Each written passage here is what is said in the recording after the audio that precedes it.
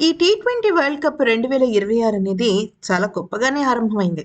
అయితే మొదటి రోజే పాకిస్తాన్, నెదర్లాండ్స్ అలాగే మన భారత్, అమెరికా జట్ల మధ్య మొదటి మ్యాచ్‌లు జరిగిపోయాయి. నిజం చెప్పాలి అంటే ఒక్కొక్క రోజు దాదాపుగా 3, 4 మ్యాచ్‌ల దాకా జరుగుతున్నాయి. 4 కాదులెండి 3 మ్యాచ్‌లయితే జరుగుతున్నాయి. అయితే అమెరికాతో మ్యాచ్ అనంగానే ప్రతి ఒక్కరిగా ఏం చూస్తానులే భారత్ కుమ్మ అవతల ఆరేస్తుందనుకున్నాను. కానీ ఊహించని విధంగా బ్యాటింగ్‌లోని పూర్తి తడబాటు కనపడింది మన భారత జట్టుకి. అయితే ఇక కెప్టెన్ సూర్యకుమార్ యాదవ్ నిలబడ్డాడు. అలాగే భారత జట్టు కెప్టెన్‌గా జట్టును గెలిపించడంలో కీలక పాత్ర పోషించాడు. ఈ నేపథ్యంలో టీ20కి సంబంధించిన కొంతమంది స్టార్ ఆటగాళ్ళు భారత జట్టు గురించి కామెంట్స్ చేశారు. దానిలో మొట్టమొదటిగా రోహిత్ శర్మ మాట్లాడుతూ ఏమన్నారంటే, భారత్ అలాగే అమెరికా జట్ల మధ్య జరిగిన మ్యాచ్‌ని నేను చూసాను. చాలా బాగా అనిపించింది. అయితే చాలామంది ఈ స్కోర్ తక్కువ, కనీసం 100 పరుగులైనా చేస్తుందా లేదా అని రకరకాలుగా అభిమానులు ఆందోళన పడ్డారు. నిజానికి వాళ్ళు చేసిన స్కోర్ అయితే పర్వాలేదనిపించే స్కోరే. కానీ స్టార్టింగ్‌లో అభిషేక్ శర్మ, ఇషాన్ కిషన్, అలాగే శివం దుబే లాంటి అతి భయంకరమైన ఆటగాళ్ళు చాలా తక్కువ పరుగులకి ఔట్ అయిపోవడం మనల్ని కలవరపెట్టిన విషయం. ఇది ఖచ్చితంగా అభిమానులకే కాదు, చూస్తున్న నాకు కూడా చాలా బాధగా అనిపించింది. ఎందుకనంటే మొన్న న్యూజిలాండ్‌తో జరిగిన మ్యాచ్‌లో కానీ, వార్మప్ మ్యాచ్‌లో కానీ భారత జట్టు చాలా అద్భుతంగా రాణించింది. అలాంటి సమయంలో ఇటువంటి తడబాటు నిజంగా ఏ అభిమానులకైనా, ఏ ఆటగాళ్ళకైనా, ఏ జట్టుకైనా అది కొద్దిగా బ్యాక్ డ్రాప్ అనే చెప్పుకోవాలి. కాకపోతే నేను ఇక్కడ ఒక విషయం చెప్పాలనుకుంటున్నాను.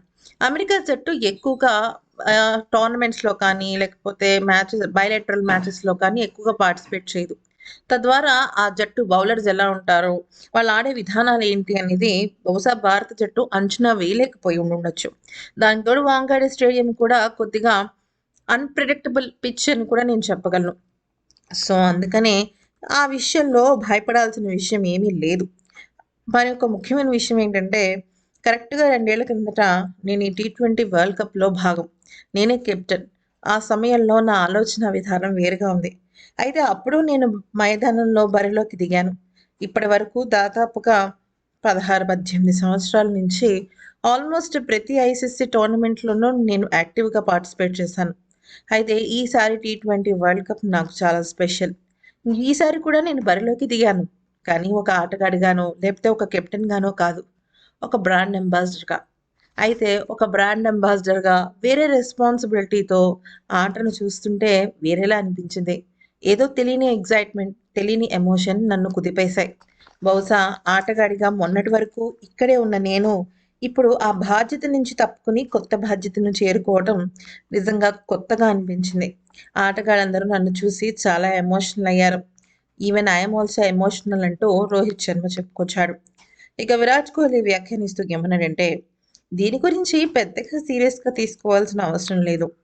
ఆటగాళ్ళు బ్యాక్ టు బ్యాక్ ఆటలు ఆడడం వల్ల మేబీ కొద్దిగా రెస్ట్ లోపించి ఉండొచ్చు.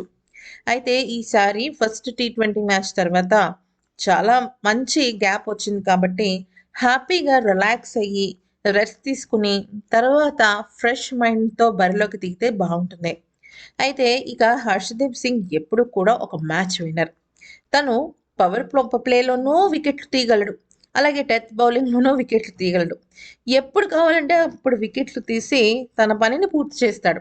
లేకపోతే తనకసలు నిద్రే పట్టదు. అందుకనే నిన్న తన ఆటని ఇంకాస్త క్లియర్‌గా చూసాం కాబట్టి సూపర్బ్ అనే చెప్పాలి. నా దృష్టిలో బ్యాట్స్‌మెన్స్ కన్నా నిన్న బౌలర్స్ గేమ్ అని చెప్తాను. ఆఫ్‌కోర్స్ సూర్యకుమార్ యాదవ్ అటు బ్యాటింగ్‌లోనూ, ఇటు ఫీల్డింగ్ సెట్ చేయడంలోనూ ఇరగదీశాడు. చాలా గ్రేట్ పర్సనాలిటీ.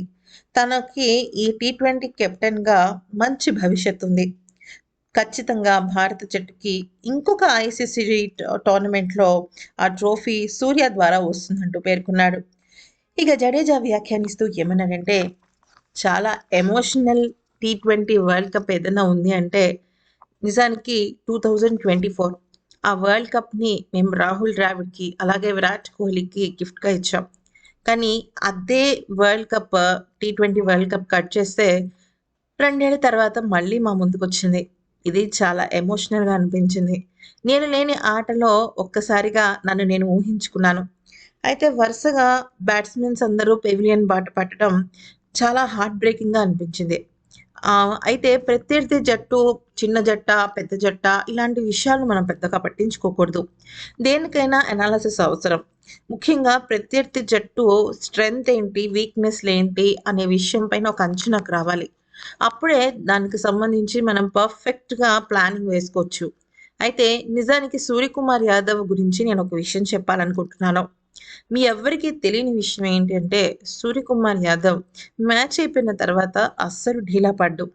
ఓడిపోయినా, గెలిచినా, ఏం జరిగినా కూడా 'సూర్యకుమార్ యాదవ్' ఒక పనైతే చేస్తాడు. అయిపోయిన మ్యాచ్‌ని 1కి 10 సార్లు చూస్తాడు. తన బ్యాటింగ్‌తో పాటుగా తనకి బౌలింగ్ చేసిన ప్రతి ఒక్క ఆటగాడికి చూస్తాడు. అయితే ఇక ఇప్పుడు కెప్టెన్ అవ్వడంతో నాకు తెలిసి బౌలింగ్ అలాగే బ్యాటింగ్‌కి సంబంధించి ప్రతి విషయాన్ని గమనిస్తూనే ఉండుంటాడు. అలాగే తను అందరిని అంచనా వేసే విషయంలో చాలా ఫాస్ట్‌గా ఉంటాడు. ఇక మిగతా ఆటగాళ్ళు అంచనా వేయడంలో తడబడ్డారని నేను అనుకుంటున్నాను. ఎనీవేస్ కంగ్రాచ్యులేషన్స్ సూర్య. తను నిజంగా మిస్టర్ టీ20 అని నాకు అనిపిస్తుంది. All the best team India. మీరు ఖచ్చితంగా ఈసారి కూడా కప్ కొడతారు. లెగసీని కంటిన్యూ చేస్తారు అంటూ జడేజా ఇక బ్లెస్సింగ్స్ అయితే ఆ రూపంలో అందించాడు. ఆ తర్వాత రిషబ్ పంత్ వ్యాఖ్యానిస్తూ ఏమన్నాడంటే వికెట్ కీపింగ్ విషయంలో ఇషాన్ కిషన్ చాలా తడబడ్డాడు. అయితే తను ఎన్నో సందర్భాలలో క్యాచెస్‌ని ఖచ్చితంగా ఇది క్యాచ్ ఔట్‌గా వికెట్ కీపర్ క్యాచ్ అవుతుంది అనుకున్నది కాస్త అక్కడ ఇషాన్ లేకపోవటము. అలాగే హర్షదీప్ సింగ్‌కి పదే పదే తను సారీ చెప్పటం. ఇదంతా కూడా మ్యాచ్‌లో చాలా ఆ ప్రశాంతతనైతే ఇవ్వలేదు. వికెట్ కీపింగ్ ఖచ్చితంగా స్పీడ్‌గా ఉండాలి. బ్యాటింగ్‌లో బహుశా తను గట్టిగా రాణిస్తాడు. కానీ వికెట్ కీపింగ్ విషయంలో కూడా తను చాలా జాగ్రత్తగా ఉండాలి. మరోవైపు సూర్య భయ్య మళ్ళీ ఇరగదీశాడు. తనొక కామ్ అండ్ స్ట్రాంగ్ టైప్. ఎక్కడ దూకుడుగా ఉండడు. తన దూకుడుతనం అంతా తన బ్యాట్‌లోనే ఉంటుంది. ఎమోషనల్ కాదు, ఏమీ కాదు. ఇక సిరాజ్ మియా అయితే బుమ్రా స్థానంలో వచ్చి 3 వికెట్లు తీశాడు. తను ఎప్పుడూ కూడా ఒక గేమ్ సేవర్. నిజం చెప్పాలి అంటే ఏ క్షణంలో అయినా సరే మ్యాచ్‌ని మలుపు తిప్పగలడు. అయితే ఇక భారత జట్టయితే ఫిగర్ అవ్వాల్సిన అవసరమే లేదు. అన్ని విషయాల్లో కూడా చాలా చక్కగా ఆడుతోంది. ఆల్ ది బెస్ట్ అని ఖచ్చితంగా భారత జట్టు కప్పు తీసుకొస్తుంది అంటూ చెప్పుకొచ్చాడు. అయితే మొత్తానికైతే మాత్రం భారత జట్టు అమెరికాతో అంటే అమెరికాతో ఆడిన మ్యాచ్‌లో తడబడినప్పటికీ గెలుపైతే వచ్చింది.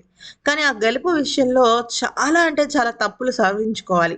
ముఖ్యంగా ఫీల్డింగ్ విషయంలో కానీ, బ్యాటింగ్ విషయంలో కానీ భారత జట్టుకి ఇదొక అలర్ట్ అని చెప్పుకోవచ్చు. ఎందుకంటే ఈ సిరీస్, ఈ టోర్నమెంట్ మోస్ట్ హాట్ ఫేవరెట్ జట్టుగా బరిలోకి దిగింది. ఎందుకంటే న్యూజిలాండ్ లాంటి పటిష్టమైన జట్టుని ఇక సొంత గడ్డ పైన 4-1తో ఓటమి చేసేసింది. పైగా ఈసారి టోర్నమెంట్ అనేది భారత పిచెస్ పైన జరుగుతుండడంతో భారత్ ఖచ్చితంగా అడ్వాంటేజ్ ఉంటుందనుకుంటారు.